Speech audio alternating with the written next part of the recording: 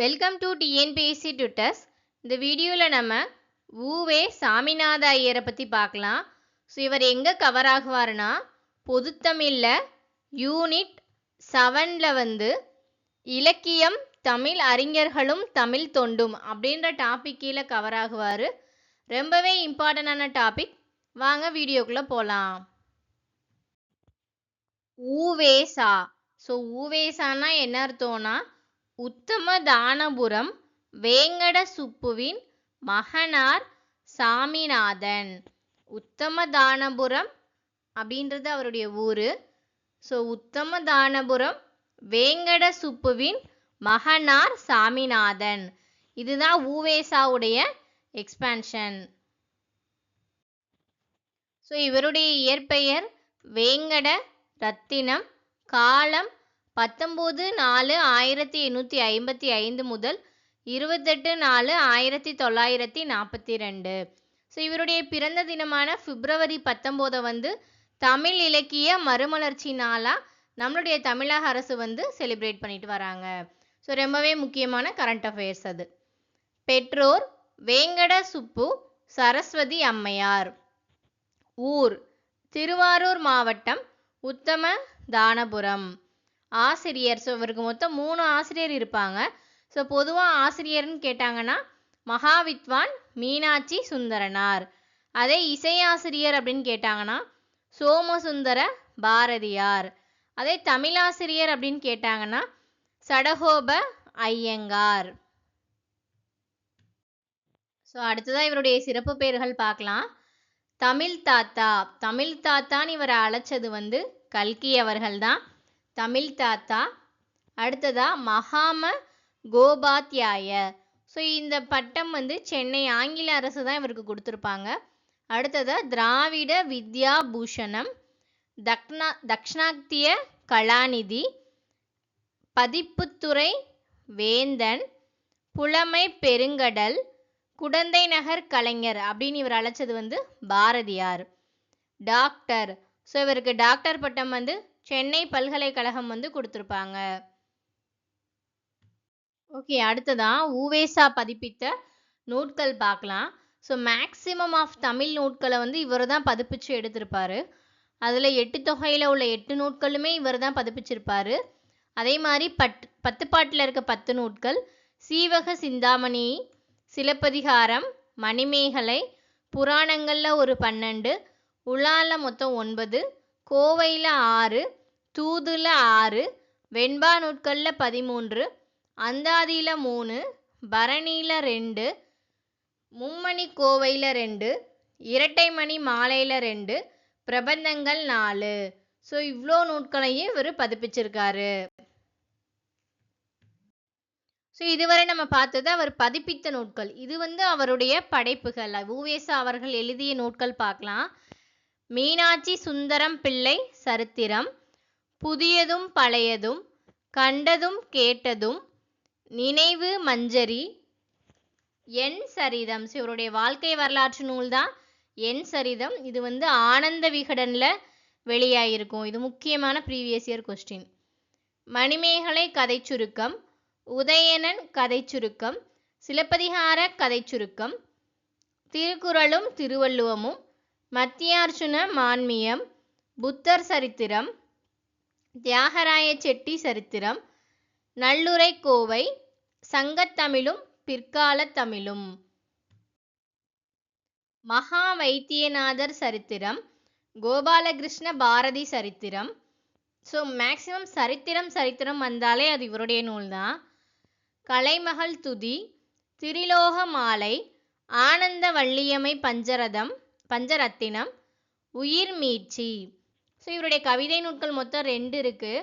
கயற்கண்ணி மாலை, தமிழ்பா மஞ்சரி. இவருடைய கவிதை நூட்கள் மொத்தம் 2. என்னென்னது? கயற்கண்ணி மாலை, தமிழ்பா மஞ்சரி. ஸோ இது எல்லாமே இவர் எழுதிய நூட்கள். ஸோ அடுத்ததான் இவரை பற்றின ஒரு சில டீட்டெயில்ஸ் பார்க்கலாம். இதில் எங்கே இருக்குது அப்படின்னா 6th சமச்சீர் புக்கில் தான் இந்த டீட்டெயில்ஸ்லாம், இந்த லெசன் இருக்குது. ஊவேசா அவர்களுடைய லெசனை பார்க்கணுன்றவங்க அதை போய் பார்த்துக்கோங்க. ரொம்பவே யூஸ்ஃபுல்லாக இருக்கும். ஸோ அதை தான் ஒரு நோட்ஸாக நான் எடுத்துகிட்டு கொடுத்துருக்கேன். சரி பார்க்கலாம். இவரை பதிப்புத்துறையில் ஈடுபட வைத்தவர் சேலம் ராமசாமி முதலியார். ஸோ இவரை பதிப்புத்துறையில் ஈடுபட வைத்தவர் யாரு? சேலம் ராமசாமி முதலியார். ஸோ நிறைய சங்க இலக்கியங்களை வந்து இவருக்கு இன்ட்ரடியூஸ் பண்ணவர் இவராக தான் இருப்பார். அடுத்ததா உவேசா பதிப்பித்த முதல் நூல் வந்து கொழு மண்டபம் என்னும் வேணுலிங்க விலாச சிறப்பு. உவேசா பதிப்பித்த முதல் நூல் எது? கொழு மண்டபம் என்னும் வேணுலிங்க விலாச சிறப்பு. உவேசா பதிப்பித்த முதல் காப்பியம். ஸோ இவர் பதிப்பித்த முதல் காப்பியமே என்னது? சீவக சிந்தாமணி தான்.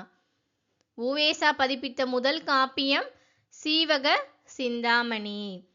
உவேசா பதிப்பித்த கடைசி காப்பியம் பெருங்கதை. உவேசா பதிப்பித்த மொத்த நூட்கள் 87. தன் வீட்டிற்கு நண்பரின் பெயரை வைத்தவர். அதாவது இவருடைய வீட்டோட பேர் வந்து தியாகராச விலாசம். இவருடைய ஃப்ரெண்டு பேரை தான் இவருடைய வீட்டுக்கு வச்சிருப்பாரு.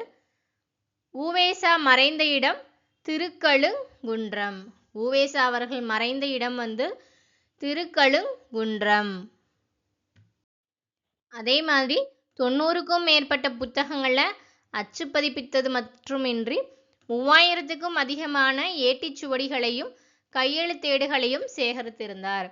ஸோ ஆல்ரெடி நம்ம பார்த்தோம் இல்லையா, டாக்டர் பட்டம் வந்து சென்னை பல்கலைக்கழகம் கொடுத்துருப்பாங்க. தமிழில் முதல் முறையாக டாக்டர் பட்டம் வாங்கினது இவருக்கு தான். ஸோ தமிழில் டாக்டர் ஆஃப் லிட்ரஸி, தமிழில் முதல் முறையாக இவருக்கு பட்டம் வாங்கினது இவர் தான். கொடுத்தது வந்து சென்னை பல்கலைக்கழகம். ஓகே, 1942 உவே சாமிநாத ஐயர் நூல் நிலையம் வந்து சென்னை பெசன் நகரில் தொடங்கப்பட்டது. ஸோ வருடமும் ரொம்ப ரொம்ப முக்கியம். உவேசா நூலகம் வந்து சென்னை பெசன் நகரில் இருக்குது. வருடம் வந்து 1942. ஸோ பாரதியார் அவர்கள் வந்து இவரை பற்றி ஒரு பாட்டு எழுதியிருக்காரு. குடந்தை நகர் கலைஞர் கோவே பொதியமலை பிறந்த மொழி வாழ்வரியும் காலமெல்லாம் புலவர் வாயில் துதியறிவாய் எவர் நெஞ்சின் வாழ்த்தறிவாய் சிறப்பின்றி துளங்குவாயே அப்படின்னு சொல்லிட்டு ஒரு பாட்டு பாரதியார் அவர்கள் வந்து உவேசாவை போற்றி பாடியிருக்காரு. உவேசா அருந்தமிழ் இலக்கியங்களை தேடி தேடி அலைந்த இடம் கொடுமுடி ஈரோடு. ஸோ இதனா குறிஞ்சிப்பாட்டு வந்து கபிலர் அவர்கள் எழுதின குறிஞ்சிப்பாட்டு இருக்கு இல்லையா, அதில் மொத்தம் வந்து 99 வகையான பூக்களோட பேரை வந்து மென்ஷன் பண்ணியிருப்பாங்க. அதில் வந்து ஒரு 3 பூ மட்டும் சரியாக தெரியாது. ஸோ அதை தேடி தான் இவர் வந்து ஈரோடு மாவட்டத்தில் உள்ள கொடுமுடி அப்படின்ற ஊருக்கு வந்து போவார். ஸோ இவருடைய வாழ்க்கை வரலாற்றை வந்து ஆல்ரெடி பார்த்தோம். என் சரிதம் அப்படின்ற பெயரில் ஆனந்த விகடன் இதழில் வந்து வெளிவந்திருக்கும். அடுத்தது டாக்டர் உவேசா நூல் நிலையம் நிறுவப்பட்ட ஆண்டு. இதுவும் ஆல்ரெடி பார்த்தோம், 1942. உவேசா நூலகம் 1942. ஸோ அடுத்து ஒரு முக்கியமான டேட்னா, இந்த நூலகத்தில் வந்து 2128 ஓலைச்சுவடிகளும் 2941 தமிழ் நூட்களும் உள்ளன. டாக்டர் உவேசா நூல் நிலையம் இன்றும் எங்கு தொடர்ந்து செயல்பட்டு வருகின்றது? சென்னையில். ஸோ சென்னையில் பெசன் நகரில் இயங்கிட்டு வருது. ஸோ அடுத்ததாக ஒரு ஸ்கூல் புக் டேட்டா பார்க்கலாம். இதை ப்ரீவியஸ் இயர்லையும் கேட்டிருக்காங்க. ரொம்ப ரொம்ப இம்பார்ட்டண்டான ஒரு கொஷின் தான். ப்ரீவியஸ் இயரில் மேட்ச்சில் கேட்டிருக்காங்க. வித்யாரம்பம் அப்படின்னா கல்வி தொடக்கம். ஸோ இது எல்லாருமே எழுதிடுவோம். அடுத்து வித்யாபியாசம் அப்படின்னா கல்வி பயிற்சி.